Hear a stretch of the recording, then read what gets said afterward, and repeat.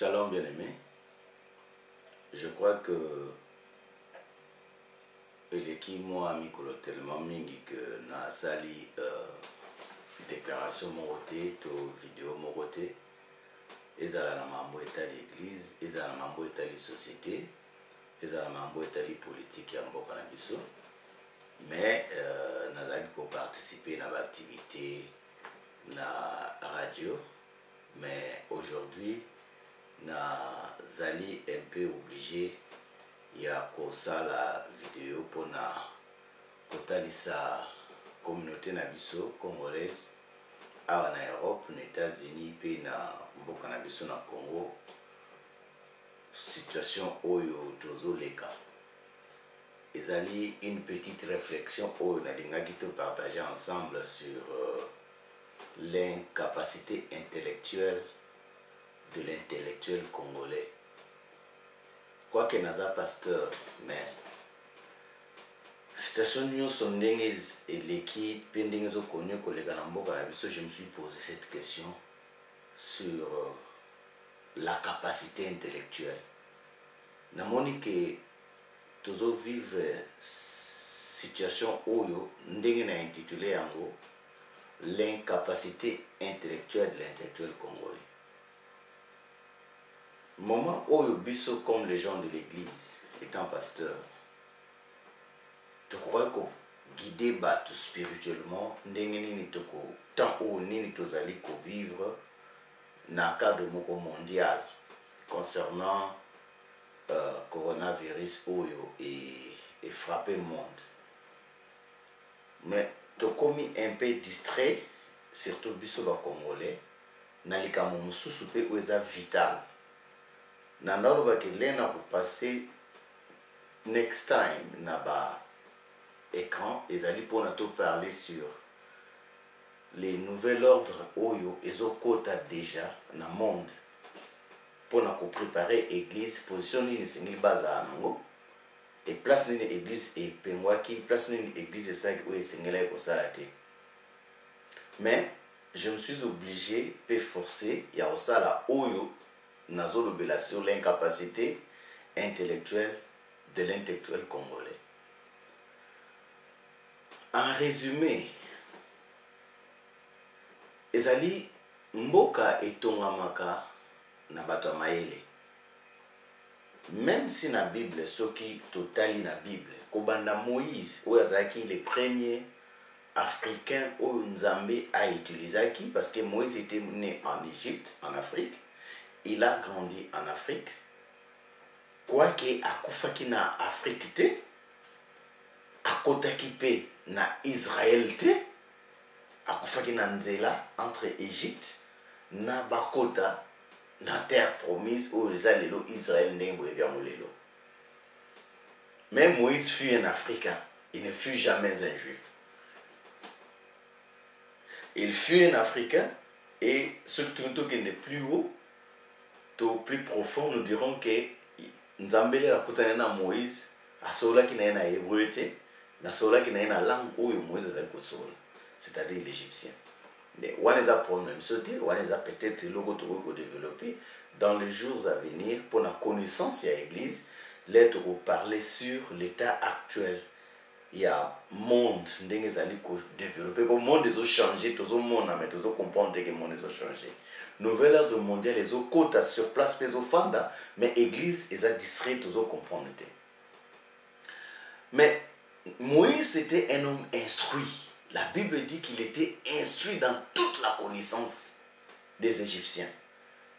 Donc azaki motomoko azaki intellectuel surtout ko bengango lelo.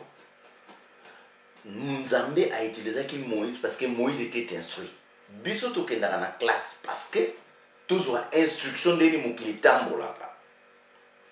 Soko tokoya na évangile à partir de l'homme le plus populaire de la Bible, Moïse, il y a aussi un homme le plus populaire de la Bible qui est plus populaire même que Moïse, parce que Moïse est le deuxième homme le plus populaire de la Bible, c'est Jésus-Christ.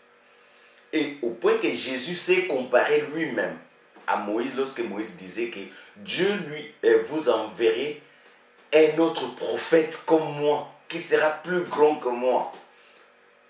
Donc ce que Moïse a libéré qui bana Israël na esclavagisme pas na biso na Afrique pour to kangai ba Afrique ba esclave pas na biso et que Moïse l'Africain a libéré bango pour côté dans la terre promise à côté ça qui ba monter mais muta côté ça qui ba ngeza qui Josué Jésus-Christ Moïse s'est comparé que Dieu vous enverrait un autre prophète comme moi.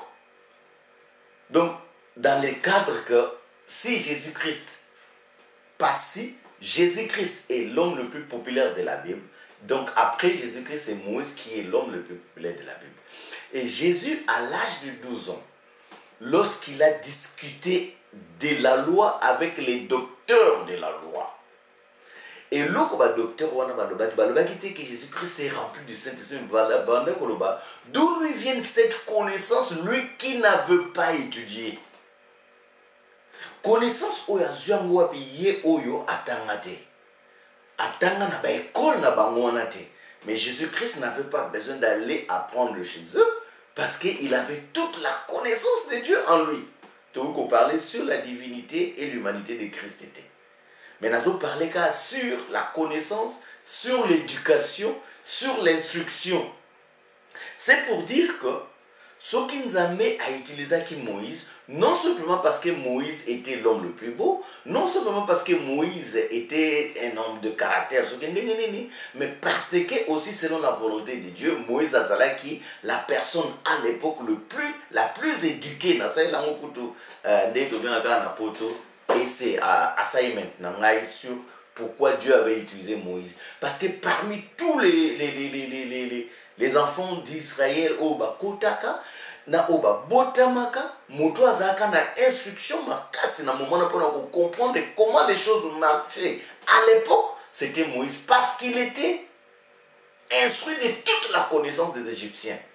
Azaki grâce à l'instruction parce qu'il était élevé dans la maison de Pharaon et Pharaon na organisation na ye bazwa ki ton ya ko éduquer Moïse. Les lobo éducation ils a ouvert jusque na bannée 60 tozaki na onte ba belge les bané ko dominer ba parents na biso ba koko na biso ndenga na apprenaki ke bané ko suki sa classe soki na ba 4e soki na ba 3e de bazaki ko koma na niveau moko ya likolo pe soki ko landa ba film ya kala autant la français ba lumu ba bandai koloba français ba kasabu bandai koloba ezaki français moko ya C ya niveau ya C mais les lobo éducation et fumwami to komi ko kenina ba université to komi pe donc évoluer. Il s'est avéré que parmi les Congolais, il y a des Congolais oyo bazali instruits, bazali éduqués, bazali na niveau de connaissance ya makasi. Et que ces Congolais là, ceux qui va décider de faire ensemble, ensemble, le Congo sera encore le leader qu'il était dans les années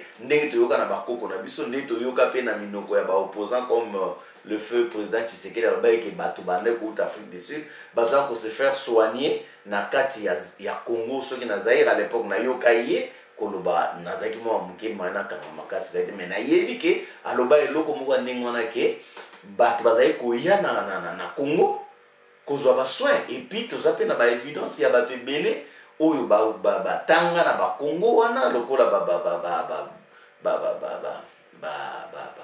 Paul Kagame ba Ruberwa ba Vital Kamerhe oyo les bato batanga kana bango ba yebaki bango comme ba Rwandais to ba Burundi mais batangi na kati ya Congo lelo boye toza na kati ya confusion bazaka na biso.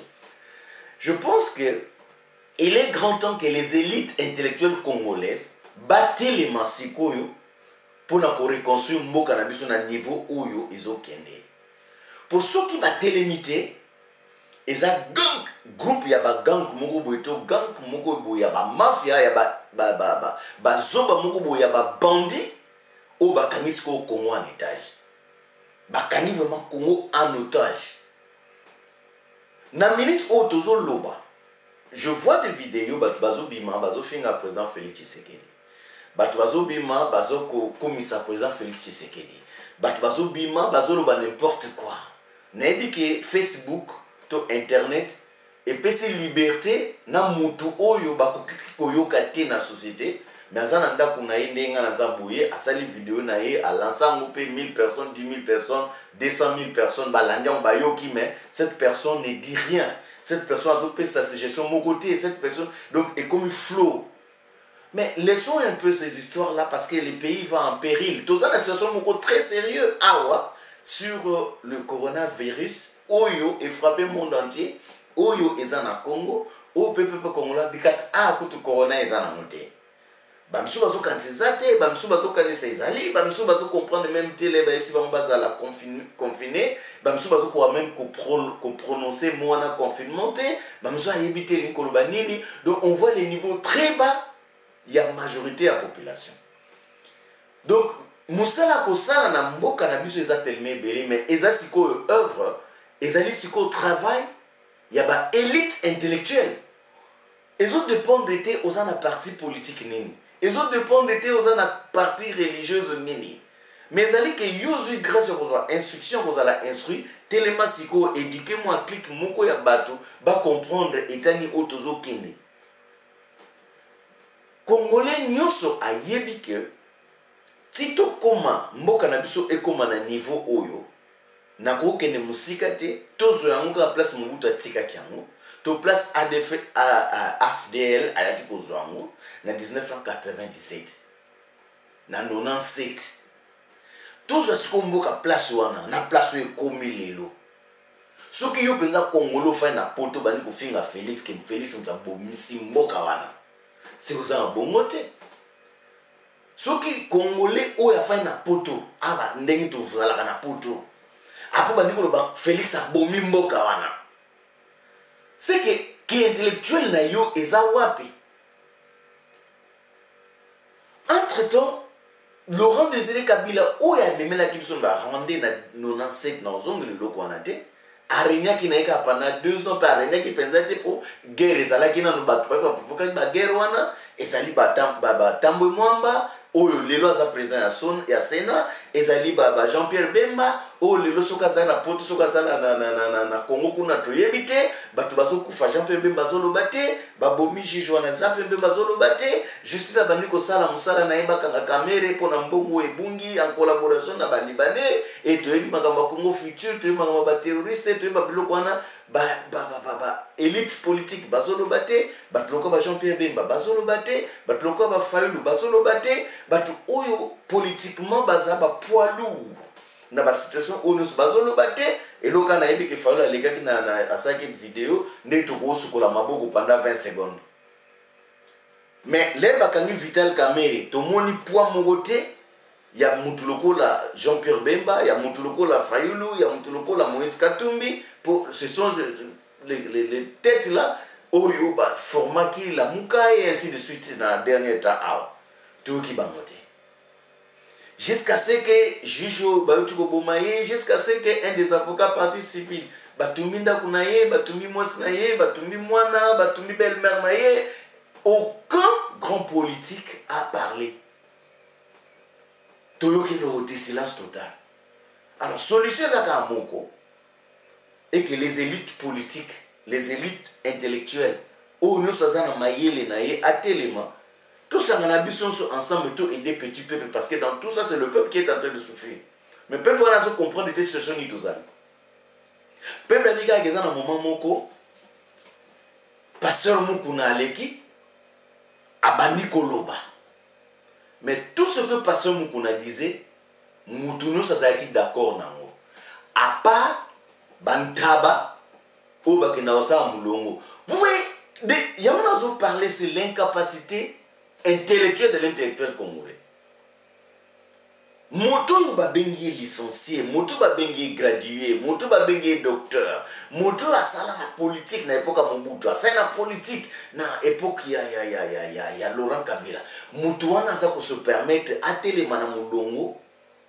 parce que ça un jeune garçon en 1997 à côté qui parmi les Kadogo na bot ya mbula ayaki ne logote le lobo etoyebi na komba Joseph Kabila Kabange oyo bazo bazamona musée bazamona musée tazamona muzamona musée mais tout parler sur la personne qui était venue ayaki na diplôme nini pour comme place wana mais toyebi ke akotaki na Congo illégalement na bapoto awa na pays nyonso ezali reconnu na Organisation des Nations Unies. Tant okoti na mboka moko illégalement, il faut okende ko se présenter na service ya immigration.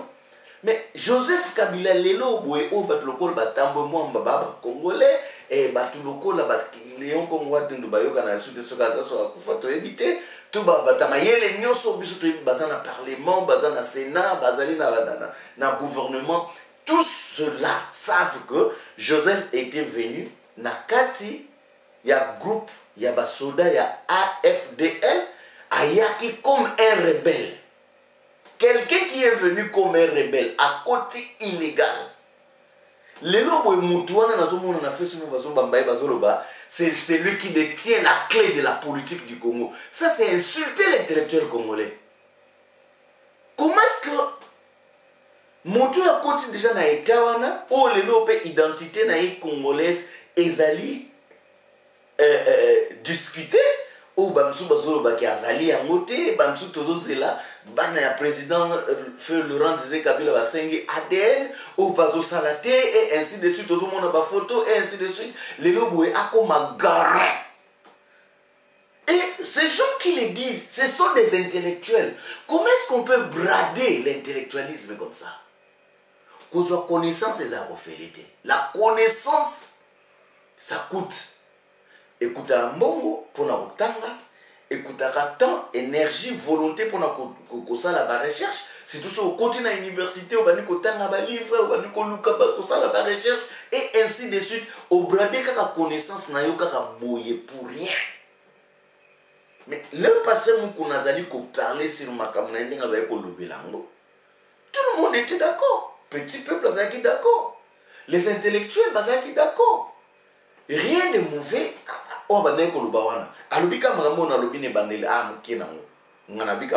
Mais Joseph Anyokolibiso ayaki na baboti ya mbula lelo boye azui Congo atina poche na ye azui jekamine atina poche na ye azui politique atina poche na makam no se passer mu kuna zalaki koloba. Moi je suis d'accord parce que tuno nzamba pambola place za magena passe na ye azo soutenir passer mu kuna. Mais à ma plus grande surprise, il y a aussi des pasteurs au babemi pour pas contredire pasteur Mukuna. Un pasteur s'il vous plaît. Nalobara toujours. Si tu n'as rien à dire, ne dis rien. Si vous avez un malonga kolobate fana na yo. Tika mto asala komba na ye. Asala komba na ye ole yo bimo baniko contre. Babandiko bunisa passer Mukuna oyo.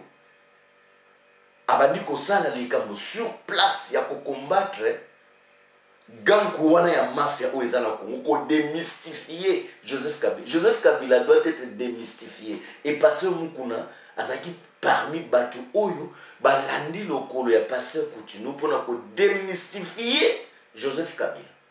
Mais à ma grande surprise va passer sous babi pour combattre pasteur Mukuna. Et les intellectuels bafandi calme, les intellectuels ne veulent rien dire. Ben intellectuel bafandi calme baliko lobelo monte. Bafandi na bango. Et ben intellectuel sous babi baliko ko critiquer passer Mukuna.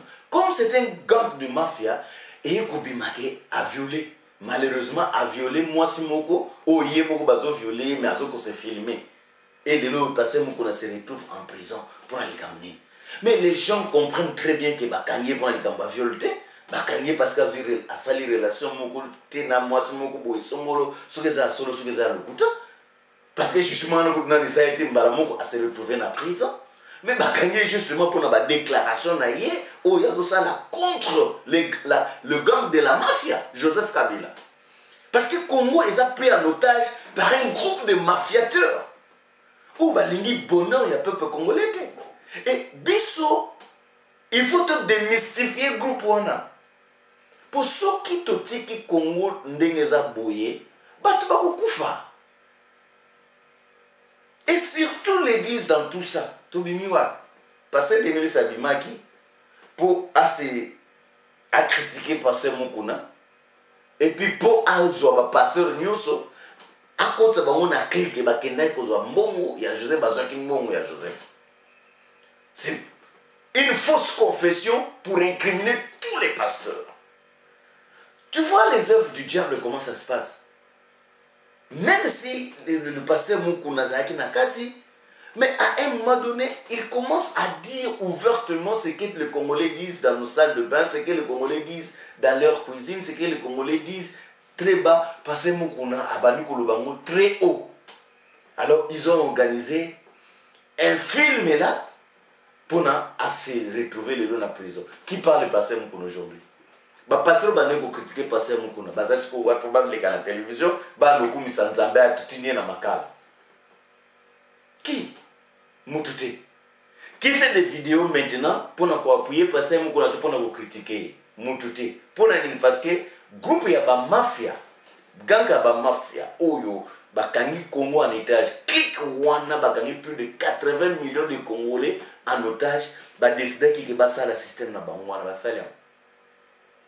Dans l'entretemps, l'un de leurs, parmi les mafiateurs, où Napoto Awa a reconnu parmi les terroristes, Aboma avion, Akwesa avion, Batuba Koufa, Bassi, Mibali, Nabana, et Azal Lelo Bouye, président de la Sénat, Alakisa qui rigueur, tout rancœur naïe, devant une femme, où Nakongo Bakotumboli, ba maman, Otumboli nation, ba maman mutubatonga gamboka, moi c'est mutatonga gamboka, et ainsi de suite, moi c'est mutaidika kabana. Mais une maman, oyo aza intellectuelle, oyo paza na kati ya Sénat, oyo paza mwasi ya libala, oyo paza na bana un président ya Sénat, aza ko humilier en public, sans égard.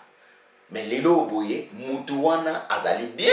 Aza libre, aza kone ko jouir na activité na politique, vie na normale, mais un pasteur qui soi-disant a violé qui sans preuve, même si ma photo est bimi. Et d'ailleurs, mais quand tu mets des photos des photos comme ça, yon tu tiens mon net, vous êtes même coupable na poto, même la justice à Congo, je crois que loi wana ezali, il faut pas poursuivre na mutu a tchaka mon net. Ah, bah, dans l'Angleterre, bah, ben, pour no revenge. Tu vois? Alors, c'est quoi? Faut juste établir ma campagne. Mais nous voyons un pasteur où il a attaqué les gangs de la mafia, a te porter même plainte. Moutouali Bosso a te porter plainte. Et pas Joseph Kabila. Pour na bateau, il y a beaucoup en complicité. Pour na. Tout ça, vraiment, nous les intellectuels congolais, est-ce que nous avions vraiment oublié tout ça dans Laurent Désiré Kabila, Laurent Désiré Kabila, Babundela Liwa, Papa la Bango. Mais bisou bateau église, tout ça il va passer le coup ça. Et tout le monde sait que passer le coup ça a été tué parce que Joseph Kabila. Tout ça est allé moloto. Les stades de martyrs étaient pleins collés l'allé moloto et vous l'aviez oublié. Bino no suboyimba ki banzembo ale moloto, bino so banzembo ale moloto edifia bino nyoso wana Joseph Aboma ale moloto. Tobo sanyango. Et tobo sani même défenseur à droit de l'homme o Chebea. Bana poto babosani même Amatou o Joseph Aboma na maboko. Batu babosani Roki o Yakufa. Mais les gens listent ezamulayi o Joseph Aboma na ba manifestation. Sans compter les 12 millions de morts au Bakoufi, na guerre na biso o aussi la plus de 20 ans. Et les intellectuels congolais bazolo Joseph Kabila, c'est l'homme du moment, c'est l'homme de la situation du Congo. Mais vous nous prenez pour qui? Mais il est grand temps que les intellectuels se lèvent, il est grand temps. Nous ne pouvons pas accepter que Mboka na biso et Kangama en otage n'est Kangami Boina, groupe Moko ya ba mafia. Le pasteur Mukuna le disait. Nous n'avons plus rien. Azan économie en Mboka na biso na maboko na ye. Azali azuba congolais nyonso o ba ko côté le melaye atie bango na maboko batata mbimba lokwa batambo mwamba o ba travailler na époque Mobutu. Balati ba akos lelo batata wana bazwa ordre zo huda na mutu oyo akota na Congo ayebi kotanga te akota na Congo ayebaki koloba français te akota na Congo azaki na éducation te akota na Congo maboko pamba même pas 10 dollars na poche na ye batata nelo kwa batambo mamba lelo bazozwa ba ordre zo huda pa na ye. Et sur l'axe à quel niveau intellectuel congolais a quitté na se. Il est grand temps que nous tout mutu nyonso azwi te ya kozala éduke azwa éducation na ye atia yango sikoyo na likolo mboka etongamaka na baidée. Pourquoi vous êtes allé à l'université? Congo mboka etonda bato mayele ndeko oyo ya découvrir covid kisi ya coronavirus au Madagascar abeteli tolo c'était congolais letoki lisolo na ye tomoni mpe ya congolais ndenge aza moto ya mabe. Est-ce que tokoki kondimaka tozala esclave comme ça?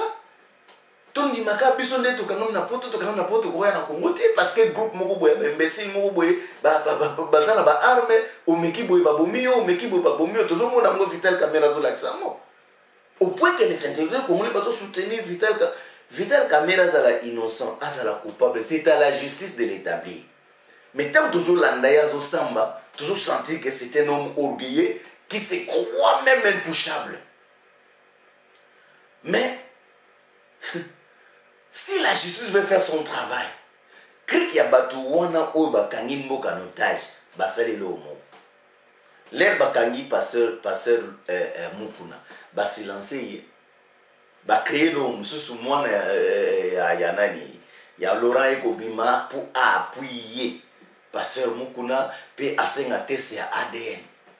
Ba créer le sous le homo sous et to baniko kende na likambo ya nini ya procès awa après tout à la batamayele ba député au moins na poto nde toza ba député nde ba benga ba na ngete ba membre parlement ba MP ba membre parlement bangwana ba député na biso na Congo baza bato osaka na bango te. Les députés que vous voyez baza bato minene baza bato o isika mboka na biso ba décision zo uta.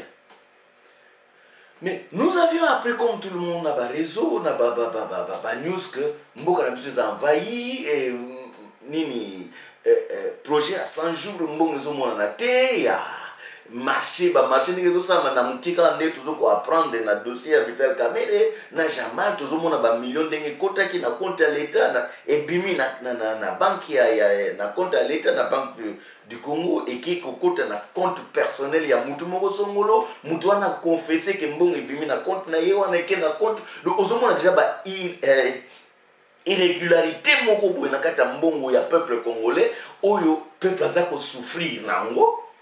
Mais mbongo ke na compte batmo bon siko gouvernement ba justice alobi alandela moi likambo wana bentetem su ba yeba habité caméra yibité.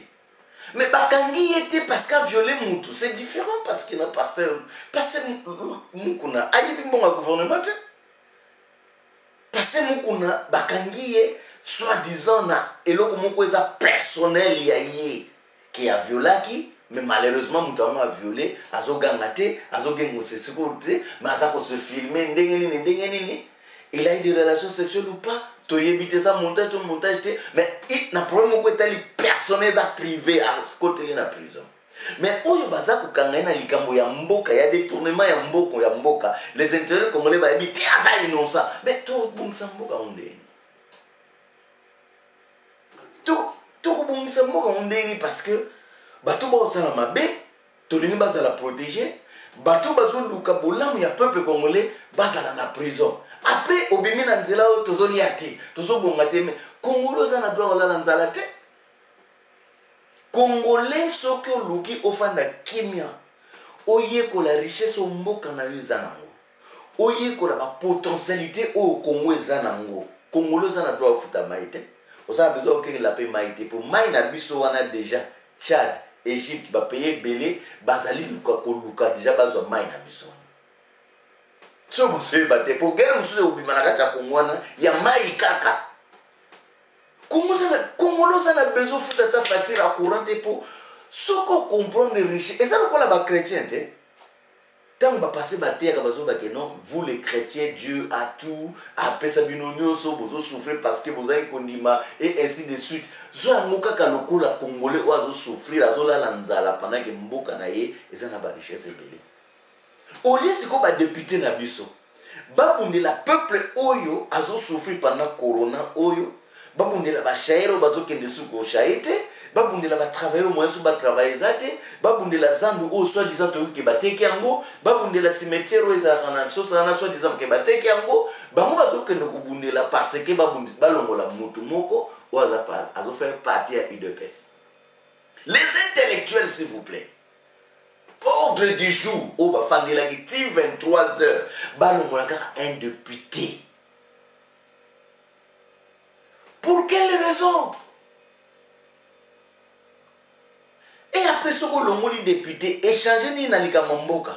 Ce que l'ongoli député wana ndenge bolongoli jama kabundu bolongoli nana ngamuta ide preste nazana ngaka pasteur nazana ngape mutafa na poto nazana munatangi pe na kisasa natangi pe na poto bandeko bayebinga nazape muto na sala awa et tozui grâce wana na église tozali na société tozali na communauté na poto pe tozali mais soki ba l'air ba longoli peuple congolais gagné nini mais soki ba découvrir vérité ba millions ou ils a détourné mbongo ne kozonga na compte ya peuple congolais soki ba découvrir mbongo oyo Jekamil mbongo oyo Joseph Kabila par exemple ndenge passé muku na kene ko porter plainte et que lelo boyo oyaki na baboti oyaki ne logoté okomi milliardaire comment tous na ba nouvelle awake azana ba compagnie chaque compagnie za na Congo kuna aza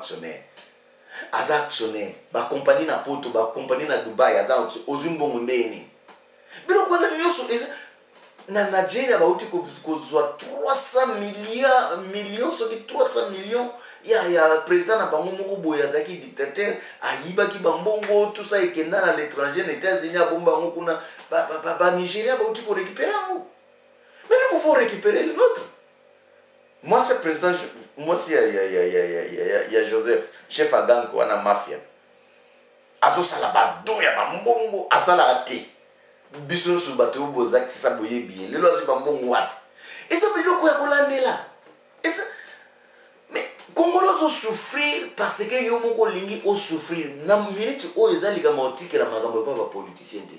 Ezali kama ke Congolais nous sont atelema. Tous en comme un seul homme, nous prenons des actions. Il y a des gens qui vont dire, hey, tu sais quel toloba qui naïe. C'est vrai. Mais tous ceux qui maïle, comment est-ce que nous pouvons récupérer les pays dans le moment où tu sais qu'il est président? Parce que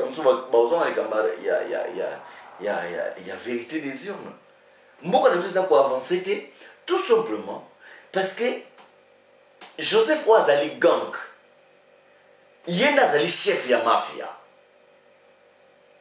Azasi ko na ba colite na ye o baza ba intellectuel o ba teki intellectualisme na bango likolo ya mbongo likolo ya position mombwe bazozwa ordre siko euti na ye na gang chef ya mafia wana siko bakangi 80 millions de Congolais na kati na bango ba professeur à l'université na kati na bango ba docteur o tozomona lelo ba docteur ba komi ko boma ba na makasi ba docteur ba komi ko boma ba tubalo ba ke muto akufuna coronavirus pas mbongo et ainsi ba kangi bango nyonso o ba en otage ya clique wana mafia pas vivre bien.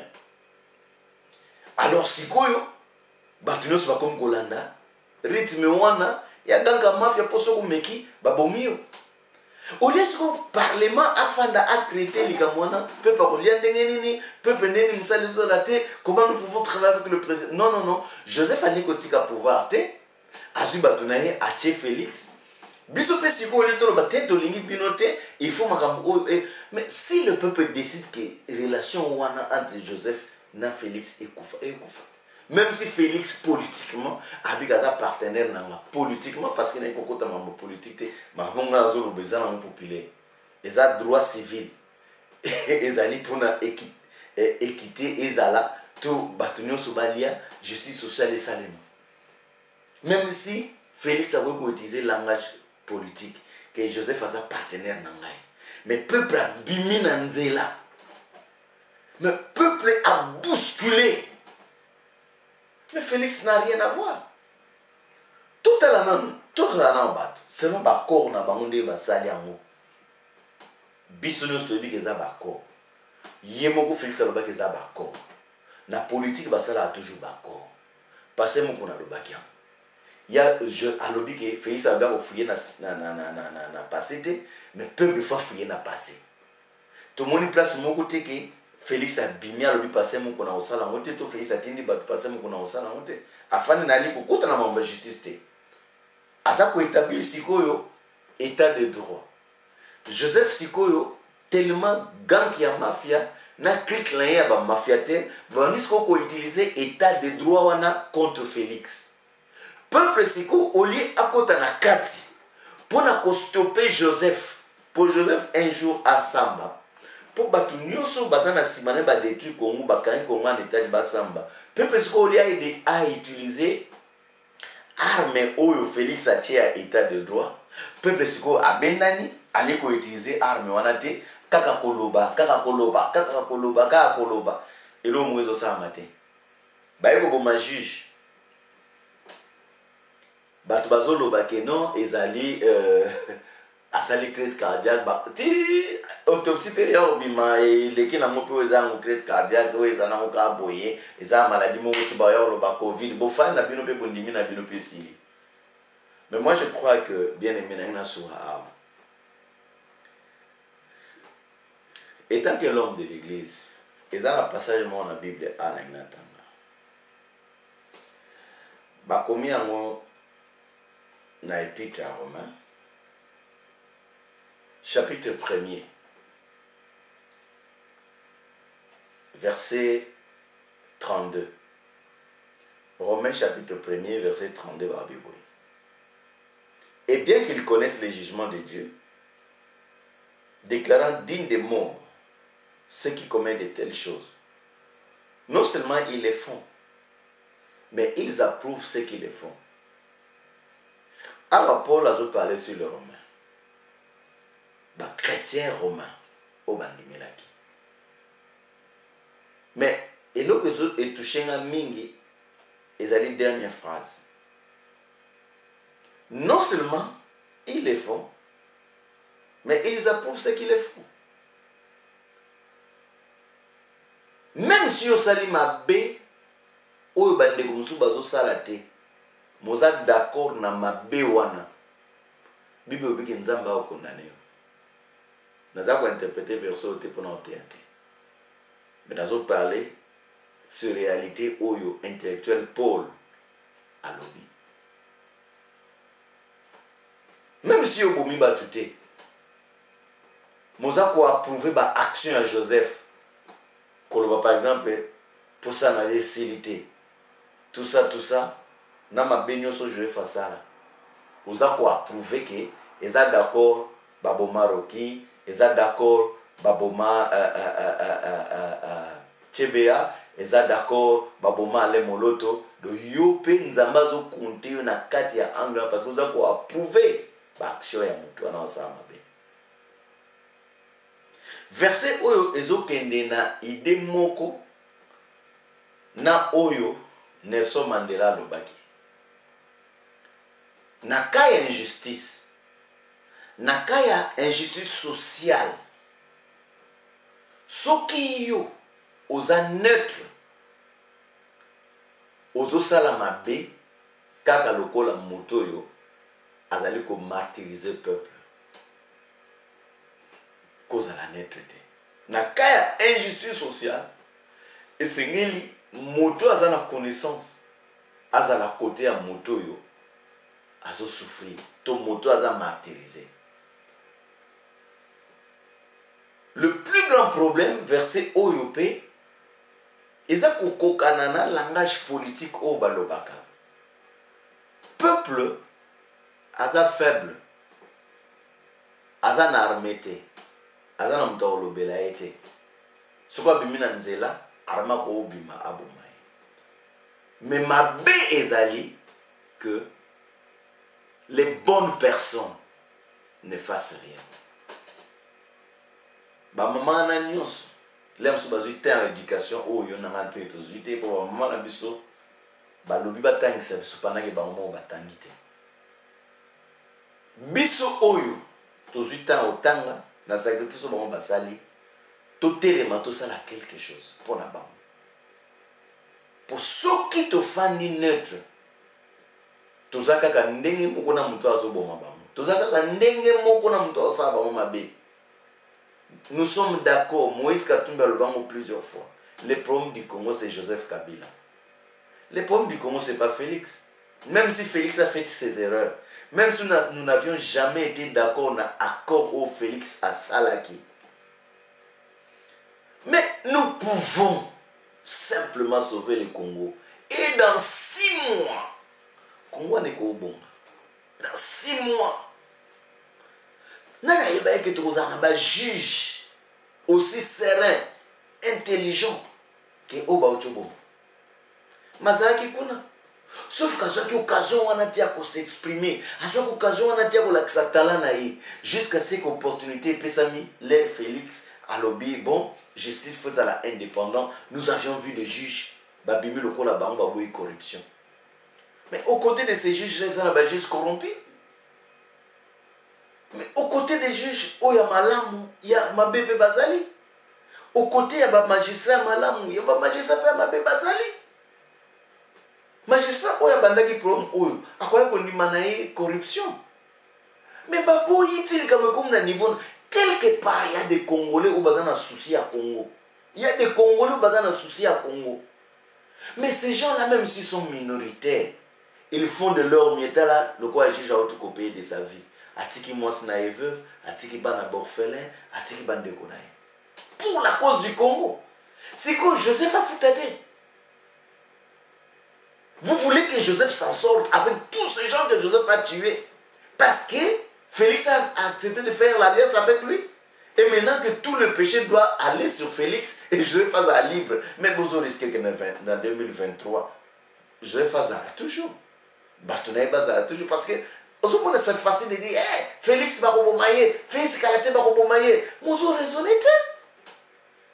Au lobby que Félix va rebomailler, au yébi que Moutou va rebomailler à Joseph. Pourquoi tu ne fais rien pour empêcher Joseph à rebomailler? Félix ne va rien faire. Est-ce que Okoki participer pour na mboka wana et koufate? Tu as utilisé Félix qui kobongisa mboka wana? Mais les gens qui disent ça, ce sont des serviteurs de Dieu. Les gens qui disent ça, ce sont des chrétiens. Ceux qui nous ont restitué Rahab la prostituée. Et que Rahab aujourd'hui a ça parmi les aïeuls de Jésus-Christ. Et là, on dit qu'on réparer l'alliance à Félix et Joseph. Aux autres, on va homme de l'église. Félix ne réussira pas. Félix ne réussira pas. Après, c'est qu'au dimanche, tout jeudi, on a l'église comme dans Facebook, lobby ou bien après, on va dire côté à Kemake, mais il va pêcher dans les allées rouges comme la cramoisine devient plus blanc que la neige. Donc, pour nous, nous avons réparer quand on a domaine à péché, pour réparer via Mouté. Mais moi, je suis sûr que si les Congolais, tout ce qui a monté ma malade, tout ça, on a mis ça, et que les intellectuels sur la fan, trop c'est trop, nous devons sauver le Congo. Même les intellectuels pour la police, au bazar armé, au bazar tout ça, Congo n'est qu'au bon, je serai arrêté. Bien aimé qu'on a traité, le go ça pas là. Dans la zone de la belle mbalasima, bakalate. Nous avons pas bon bien nos places bozali. De tout côté, Shalom.